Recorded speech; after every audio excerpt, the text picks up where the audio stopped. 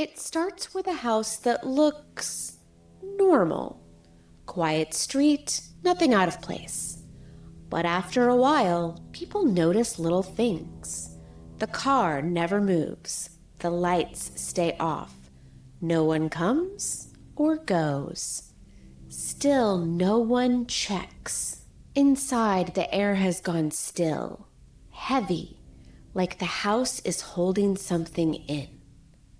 5 bodies sit in the dark, waiting. And for a month, no one comes looking. Welcome to the House of Six. Tonight, we present Suburbia, Secrets, and Sin.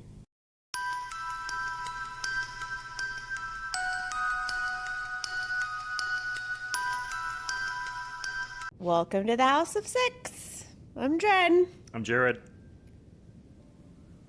I'm like a Dr. Evil thing or something going on. You right are. now with him. You are. Kat is on the podcast, and she has things to say, but you're not good enough to hear them. Yeah, so... Nobody is. This is what I'm dealing with right now. Yeah, so. She's very happy, except on screen, she's so black that she just kind of looks like this little black hole sitting on your lap. Yeah. Hilarious. Yeah. Her claws are dug in, too. I can see that. Does it hurt? No, not yet. Not unless Sherlock starts barking and she's going to shit herself and claw you, and you're going to shit yourself, and I'm going to scream and shit myself, and everybody's shitting themselves but the cat. Hey, welcome to the podcast. Ay. Well, I think we just got banned for the first 5 minutes of whatever that was. Anyhow, I know for a fact that you have heard this story. Don't say. I know that you have because we watched a TV show on Netflix that referenced this guy, and I went into a whole diatribe when they were talking about who it was, and you looked at me like I was crazy. It was that show about the Watcher that wrote the letters. Do you remember that? A little bit. It had that guy. That guy. Yep. Oh, yeah, I know what. Yeah, I think he was from Boardwalk Empire, and he played the dad, and he was not a very good husband. Yeah. And anyhow, this podcast episode is about John List. Okay. This is episode number 25. Welcome. We have got 38 followers, and they are riveted. And most of them are in Vietnam. True story. I don't even have a comment. I mean, thank you. So many subjects were just discussed in that right. like last 30 seconds. Right. So, yeah, we are going to talk about John List. Okay. He remembers, folks. I can see it on his face. It's Is it coming to you? Yeah, a little bit. It's not. Let's dive in. Okay. Like this guy, we're going to talk about a guy who, by all accounts, was as normal as it gets. Suburban house, the whole family, church every Sunday. He was like just this normal dude. And then one day, gone. Oh. Yep. They're all gone. No. Yep. That's the whole story. We'll see you next week.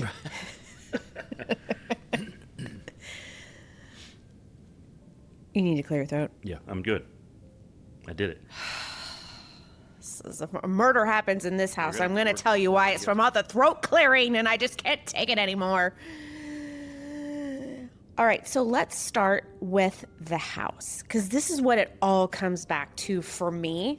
You all may not draw the same conclusion, but for me, it all comes back to the house. It sits in Westfield, New Jersey. Quiet, suburban, the kind of place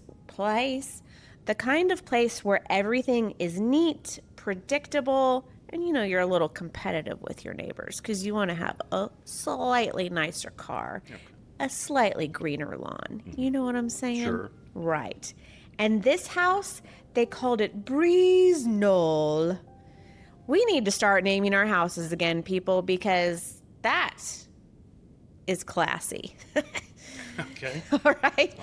But this house, it stands It is impressive. It is more space than a family of 5 needs. it's a little bit much, okay? The kind of the home that says, those people are doing well. And you go, I can't wink. I just blinked both eyes at him. But made a little clicky I click sound. I hear you. Right. And everything inside is kept a certain way. It's all neat and tidy, ordered, intentional, carefully maintained. Everything is amazing about this place, all right? And inside that house is a man named John List. Now that's about the most boring name I've ever heard. His name might as well have been John Smith. His wife's name is Jane. Sorry for any It's John not. Smiths out there. Yeah, no, you're boring. Change your name. The cat just looked at me. She was like, can you keep it down? No. All right. This dude, he is 46 years old, which is kind of terrifying because that's 1 year younger than me. And if you see pictures of him at this age, he looks like he's 80. We've already talked about aging. Yeah. It's weird how people back in the day seemed older. Right. Sunscreen. Use it. Anyhow, he is 46. He is an accountant. He is married with 3 kids. And they're not the only ones in the house. His mother lives there too. Can you imagine? No. I would love you, Mom. So from the outside, everything looks fine. It's normal. Totally normal. Structured, orderly, and that's exactly how he likes it. You hear what I'm saying here? Because John List is the kind of person who believes life should make sense. Numbers should add up. He's an accountant after all. Okay. Rules should be followed, and if they are not, somebody should fix it. Life doesn't make sense, just throwing it out there in a lot of ways. Life doesn't make sense. That is profound. That's what it said. You said life has to make sense. That is what I said. I had already forgotten. This is how his life is going, exactly how he expects it. The house stays clean, routine stays intact, and from the outside, nothing slips. But behind all of that, something's not adding up. Okay? Because John List isn't just managing a household, he is managing an image. And bad news bears, he lost his job. Apparently. He's not very good at his job, okay? But he did this quietly. Instead of telling anyone, he just kept going to work. He would get up every day, dress, eat breakfast, walk out the door, and go supposedly to his job. But he doesn't have a job. Okay. This guy. Like nothing had changed. And at first it's manageable. A missed payment here, a bill pushed back a little bit over there. Yeah, it's fine. It's fine. We can just keep doing this forever, right? In this beautiful house. And that's what he does. But the problem is the money isn't coming. The job isn't coming back. And the life he's built is starting to collapse. And for most people, they would probably stop and ask for help. Maybe, I don't know, tell your wife? Yeah, probably. Let me tell you what, if you lost your job and you just pretended like you didn't and pretended like you were going to work, first of all, I'd see it on Life 360. I'd be like, he's at the park. Right. That's weird. I think he's having an existential crisis because I don't think I've ever seen you in a park. Just kidding. I haven't actually. So anyways, what I'm saying is maybe you make some life changes. Maybe you sell Breeze Knoll. I don't know. Thinking crazy here. But John List does not do that because to him, this is not just failure. It's something deeper, something permanent. He is deeply religious. Now, for most people, this looks normal. You go to church, you pray, you say the blessing. Those are normal things to do, I think. This is not John List's kind of religion. He's not casual about it. He is structured, literal, absolute. He believes in right and wrong. He believes in order and in consequence. And more importantly, he believes that he is responsible for his family, not just financially, but spiritually. And once that idea takes hold, there is only one way to fix everything. Kill everybody? No, just that's not what I meant. It's not what I meant. Well, let's keep going, okay? It is November 9th, 1971. Inside the house are the 6 people we've been talking about. By the end of the day, 5 of them are dead, and John List is gone. Okay, well, maybe I was right. It's morning time. His children get up, and they leave for school. And now inside the house are John, his wife Helen, and his mother Alma. At some point that morning, he shoots Helen in the head. Okay. Yep, he just goes straight there in the back. So she didn't see it coming. Thank goodness, because that's just terrible. He then gets his mother next. Alma List is 84 years old, and she is shot through the eye upstairs in her apartment. Okay. I'm sorry. I'm not going to get graphic, by the way. But still. And then he sits and he waits. And he waits for the children to come home. When Patricia gets back, he takes care of her. And then when Frederick gets home later, he takes care of him as well, both in the back of the head. So they did not see it coming. This is terrible. But maybe, at least in this situation, the best possible way that they just didn't know was coming. Because this is their dad. Mm-hmm. This is terrible. There's no silver lining. There is no silver lining in any of this. It's all black. Somewhere in the middle of all of this, he sits down and he eats lunch. He takes a break. He runs errands. What? He keeps moving through the day like there's still a day to move through. By the way, there's not. That evening, he goes to his oldest son's soccer game and watches him play ball. And then he brings him home and he takes care of him as well, except this time it's multiple times, and there's evidence that this boy attempted to defend himself. Yeah. Mm. He saw it coming. Mm. I'm so sorry. Afterward, he arranges the bodies. He places his wife and children on sleeping bags in the ballroom. By the way, they had a ballroom. We have a ballroom in our house. They're not the same, because this is a normal household where we don't do that to people. Anybody. Just clarifying, okay? He left his mother upstairs.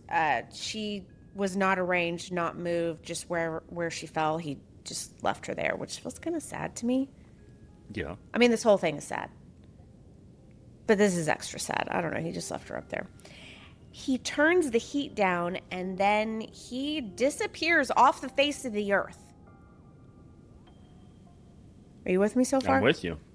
What are you thinking? Not. This is bad. This is bad. This is the worst story ever, and we're telling it. And then the house just sits there. Days pass, then weeks. No one sees John List. His wife Helen is gone. His mother is gone. The kids stop showing up to school. And at first, everybody just kind of ignores the fact that this is happening.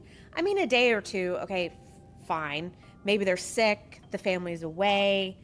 No, I don't know. But the days keep adding up, and no one calls to explain these missing people.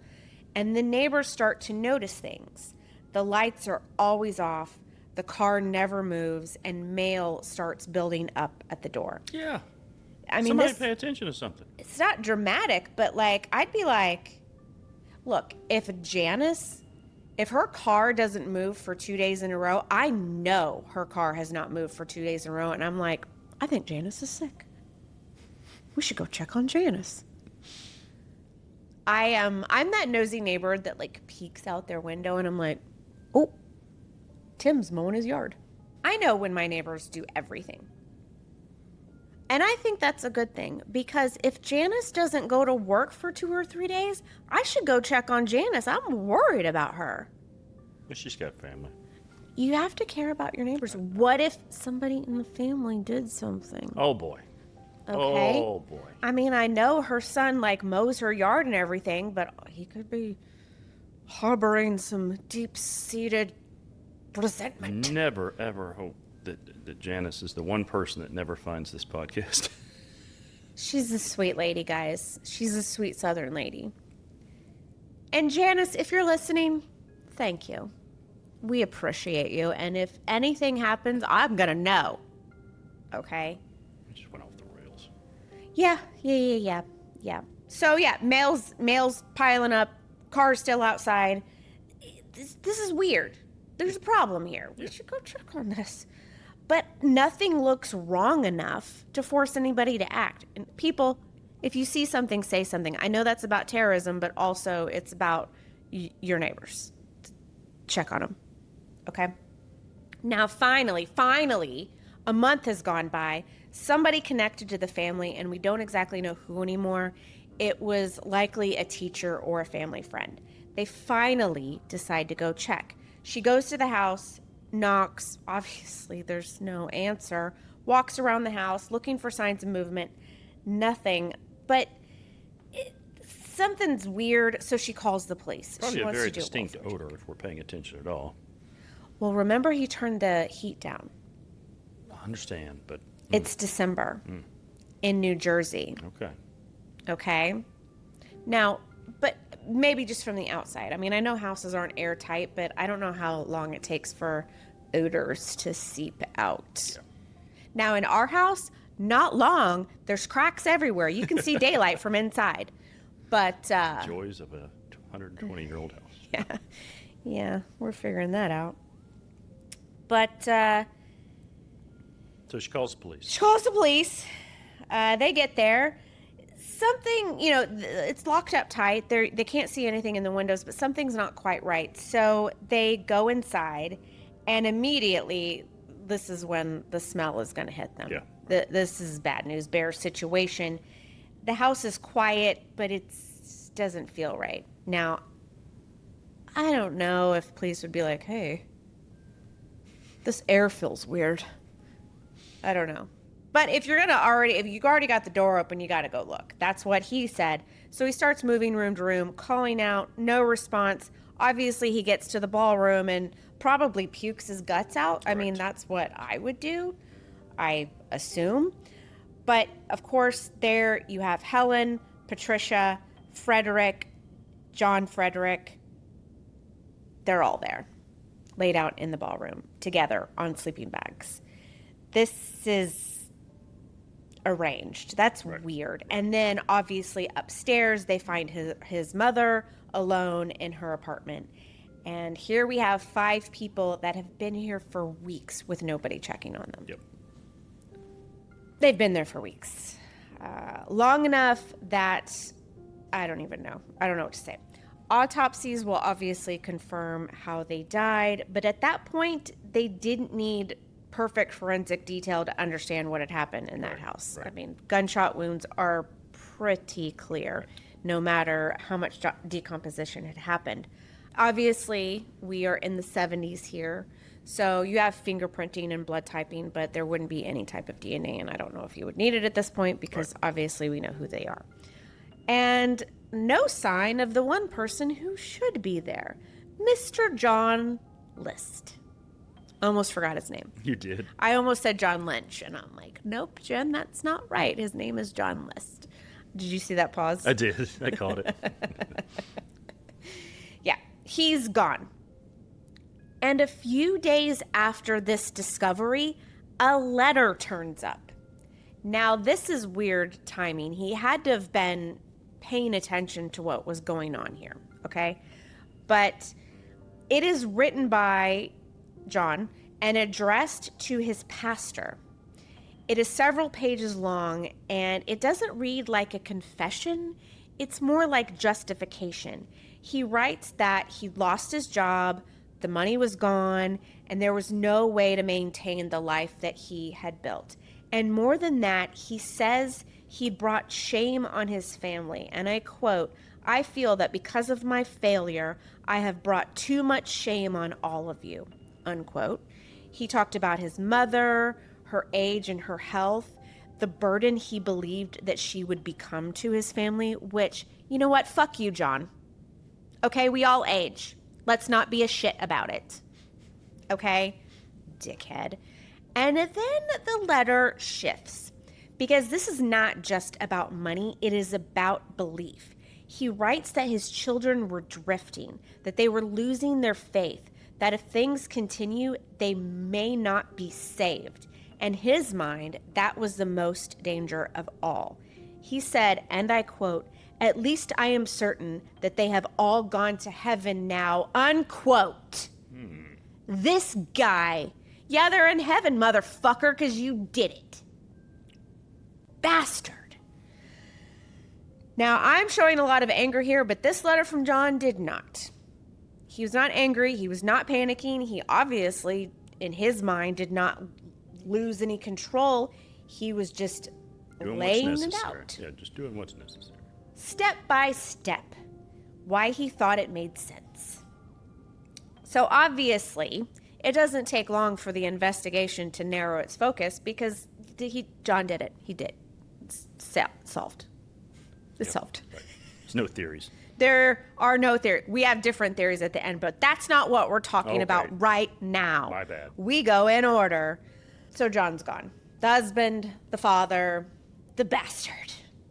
He's gone. He's in the wind, as they would say. So obviously he becomes the prime suspect, and police began looking for him, checking records, contacts, anywhere he might have gone. But here's the problem. John hasn't just left the house.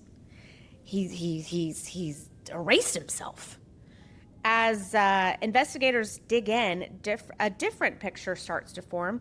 He lost his job, but no one knew. They realized that he'd been getting up and leaving the house and going to work, air quotes here, because I guess the park is now work. But they found that all the money that was gone, the bills were piling up, and debtors were like banging down the doors at this point. Apparently they weren't banging on the doors during those 4 weeks that were in their house, did they? Clearly not. I guess they just don't want their money. Huh. Anyways, yeah. So, yep, he disappeared. For the next 18 years. Okay. In the wind, this guy, Yeah. as they say. It's pretty good, though. 18 years is a pretty good That's run. a good run. That's a full-formed human adult. One way to put it. Yep. That's the only correlation I had to 18 years. I didn't. Understood. Yep.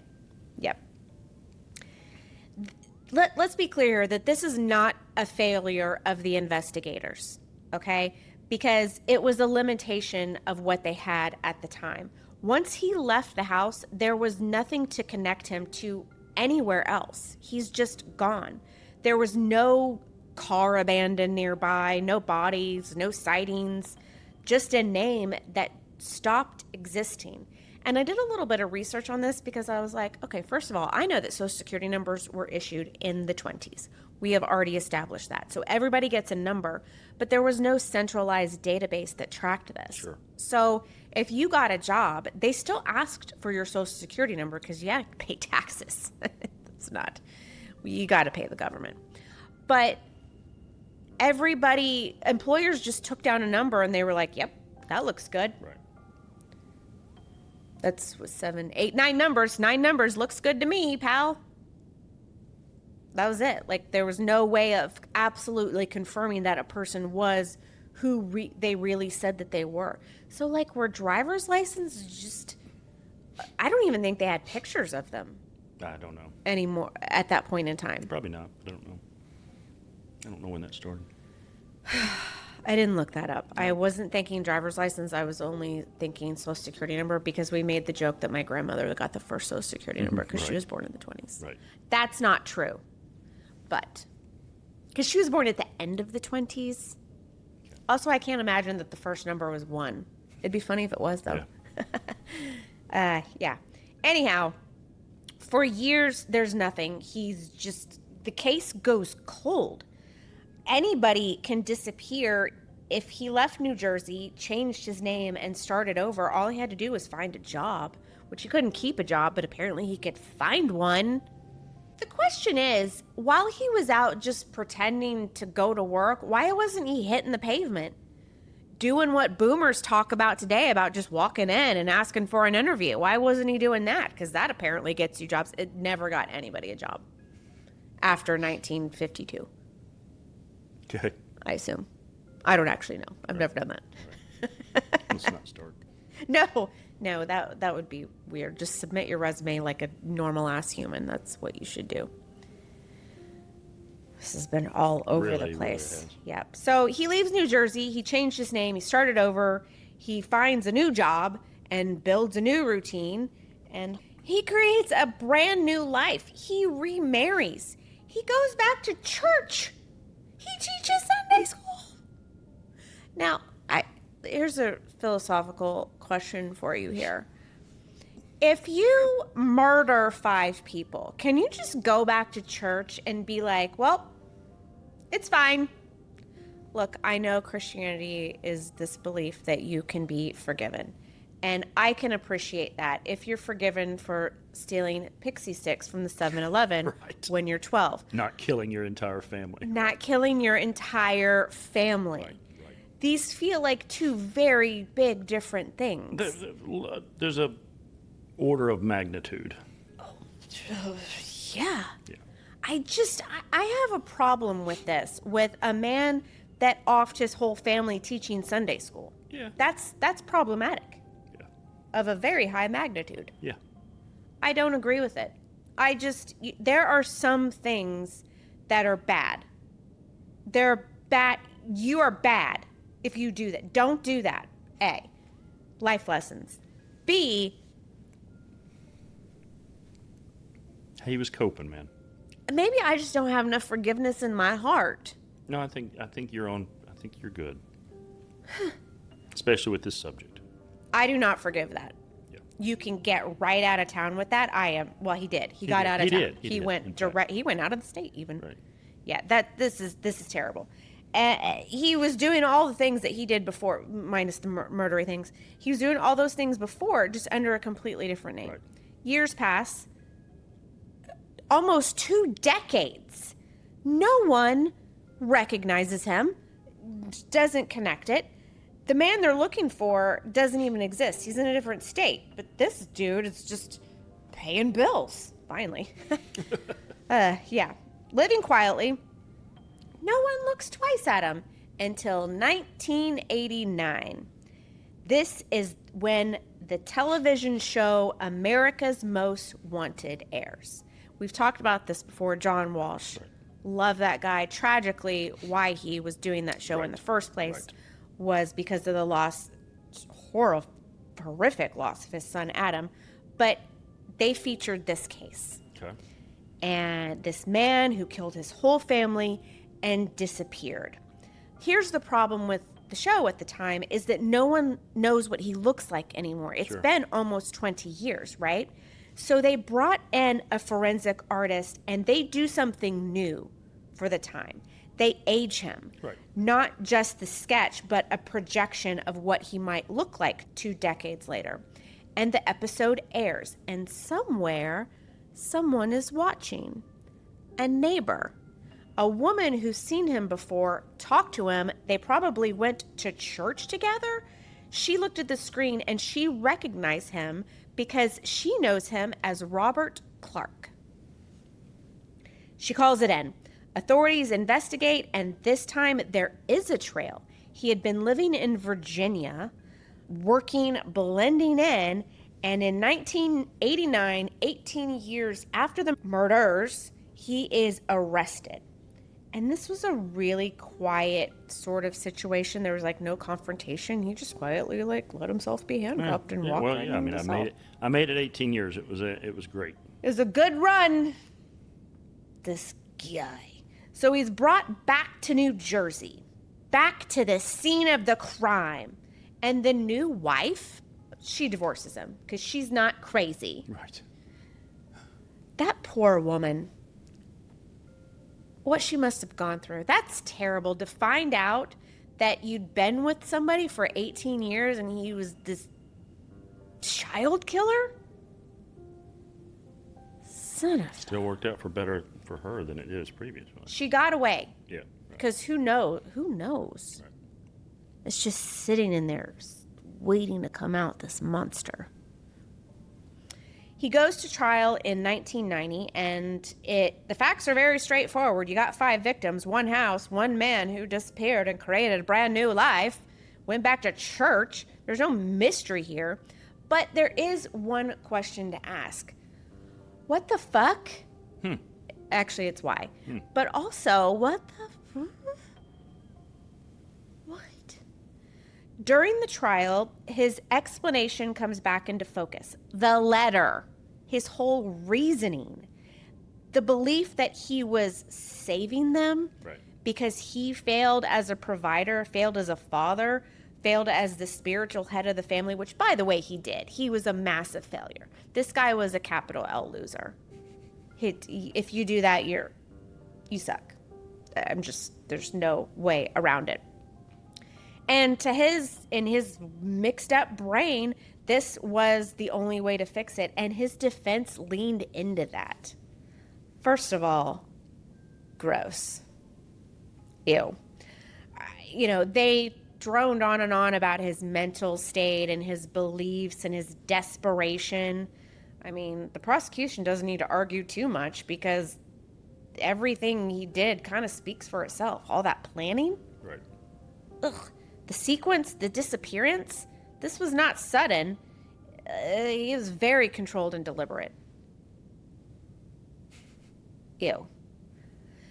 So he's found guilty on 5 counts of murder, and in 1990, he is sentenced to life in prison. I'm not sure if maybe Virginia didn't have the death penalty anymore. State by state, yeah. So he's sentenced to life, and you know what?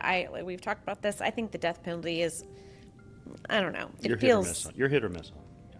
I am hit on it when it's the worst of the worst. John Wayne Gacy, Ted Bundy, the monsters. Everybody else, I feel like if there isn't the most definitive and solid proof ever, it's dodgy. Because people sit on death row forever. That's my problem. Sucking up tax dollars. Yep, that's my problem. My problem is, how do you know for sure? Because we know people have been sentenced to death, and then you find out they didn't do it. And the law of the country is that it's better for a guilty man to go free than an innocent man be put to death. In my opinion, I agree with them. Okay. Facts. Okay. Life's lessons. So anyway, sentenced to life. In 2008, he dies in custody. He got this jerk face got to live out his whole life. He got a whole adult human of more of life, and then he just gets to sit in prison working out and eating spaghetti. I don't have time for this. I do. This is my podcast. This is why we're here. Make time for it. Yeah. So, okay, let's talk theories, because we know who did it. John List did it. Okay, nothing about that. Suspects, but I would like to talk about whether or not he actually believed it. Did he believe he was saving their souls? That's what he said. Oh, I get it. He said his children were drifting, they're losing their faith, and this is the only way he could make sure that they were saved. Maybe he did believe it. I think there are a little bit of wackadoos out there that can go with that. Yeah. Sure. But, it doesn't explain the planning and the waiting and the way he moved through the day. He ate lunch. He watched a soccer game. Why didn't he just wake up guns blazing? Okay. And then he disappeared for 18 years. If you're so sacrificing, why wouldn't you just turn yourself in and go, well, I saved him? Yeah, but he could have had this plan. I'm riding this theory on you. He had this plan because he was saving him. Then after he did it, settling down, and he's like, shit, I didn't make it this far in my plan, the fact that now I'm going to go to prison. What should I do now? My focus was on saving these people from their tragic outcomes, and then I forgot that there's repercussions. Sorry. But then he just went somewhere else and got remarried and lived a whole life. I get it. Look, I think that if he really did believe it, he couldn't just go and live a whole new life. Okay. And, I'd say it made sense. I mean, he was saying they presented it in a way that he lost control. He couldn't deal with this anymore. He went a whole freaking month with no job. And then one day he lost control because, like, a bill came in and he was like, oh, shit, Water this is bill it. put him over the fucking edge. A water bill is going to put us over the edge after we laid sod. Different story. Oh, boy. But not in this way. Just Thank you. We'll be back for the next episode. Yeah. There's this version where he's conflicted, he's desperate, he's trying to make something that's unbearable just make sense. And there's this other version where he's just a man who couldn't deal with his failures. Yeah. And he just chose to deal with it in the most final way possible to avoid it. And then, maybe it's one or maybe it's both, but 5 people are still dead. Yep. And he walked away and started a brand new life. Now, all I can say is thank goodness he didn't have another kid. Yeah. Because what would have happened? We don't know. But, people lose things all the time. People lose their jobs. They lose their money. They lose their houses and their families, and they don't go on a killing spree. What? No, you're right. I know I'm right. But stress can put you over the edge. I mean, hopefully not this far over the edge, but fact is, stress can put you over the edge. I'm going through a lot of stress right now, but I'm not going over the edge. Just putting that on record. Thanks. Yeah. I hear you. I mean, I think that people do lose their minds, but people don't end lives. Right. And that, take their families' lives. I mean, that's not love or protection. No. You're not saving anybody by taking their life. That's a choice. Correct. Most persons. We're on the same page. Thank goodness. This is probably why we're married. Because we're not psychopaths.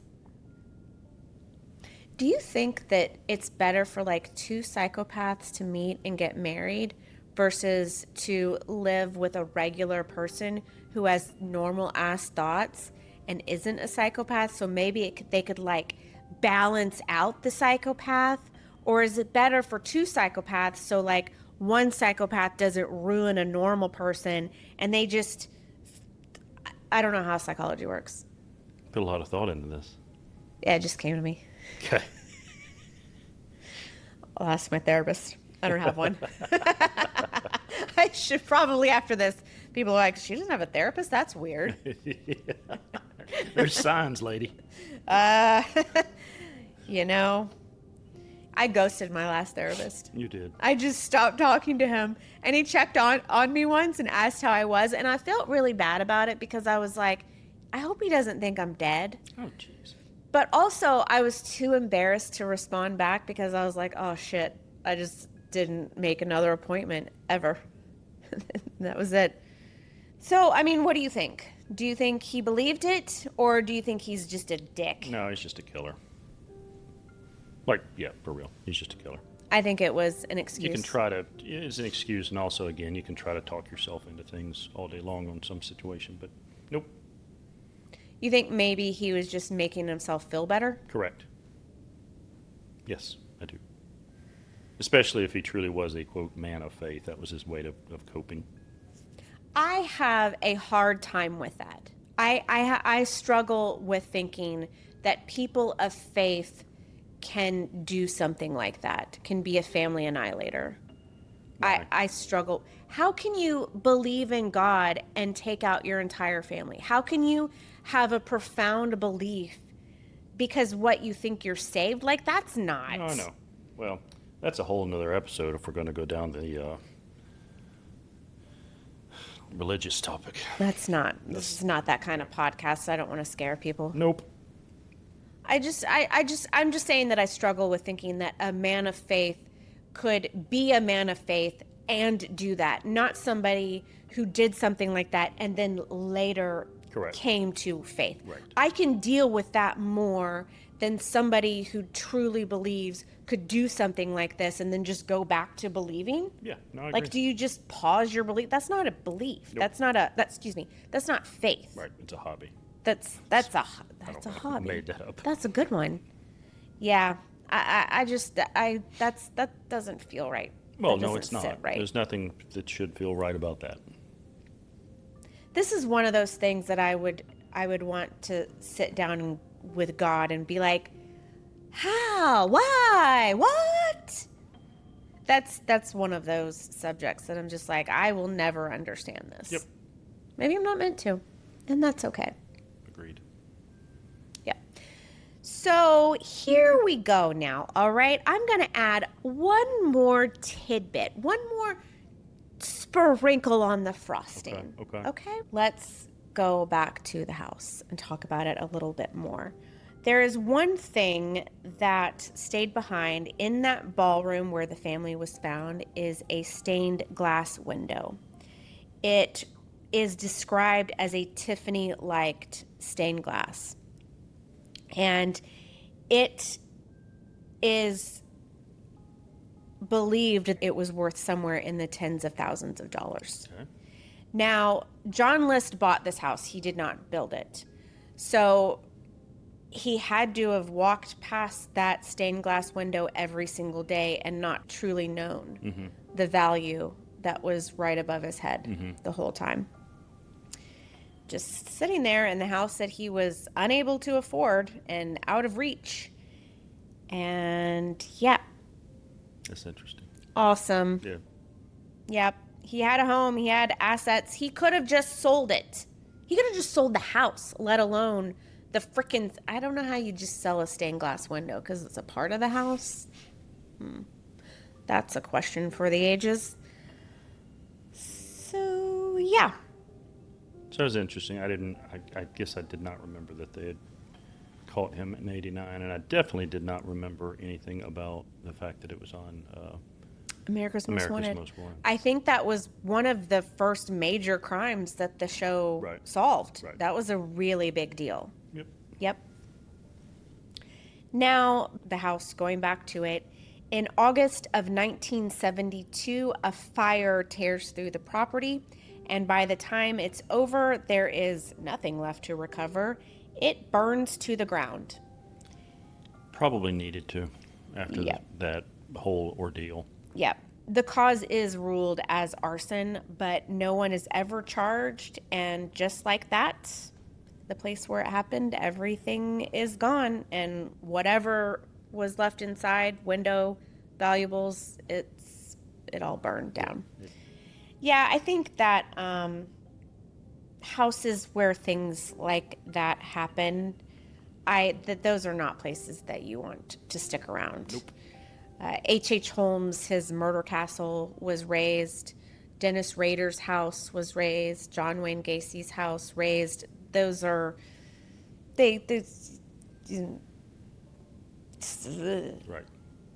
Yeah. I mean, I would be, and I think people, curiosity gets to people. I would want to know if it's haunted, and that, I don't like that part of me. Like, I would want to go there because I'm like, ghosts. But also that's so disrespectful. So it's just better. It's so Breeze Knoll is no longer standing. I don't know. Yeah. That's it. That was a happy story. We are here for smiles and cheer. You are welcome. So it's a good story. Why don't we do it again in say maybe 2 weeks? 2 weeks? You want to do it? Because that's when episodes drop, every other Tuesday if I'm on time, and I usually am. You're very prompt. I don't like to be late. Yeah. Yep. Yeah. Yep. How do they find us? Where do they watch us? Where do they listen to us? What do they do? All the things. YouTube at House of Six. TikTok, they suck. I've got some YouTube shorts. Those are fun. Yeah, you can find us on Facebook. You can email us, houseof6@gmail.com, if you want to send in some suggestions. I get so many emails. I was going to say, have we gotten an email yet? No. No. Okay. But you could be the first, and you want to. I'm going to send you an email just to say, just. He's going to make a suggestion. Right. Yeah. So that is it. We'll see you next time. This things. And this is how I talk. And you should stay out of ballrooms. We can't go into our living room now because it's the ballroom. Whatever. Bye.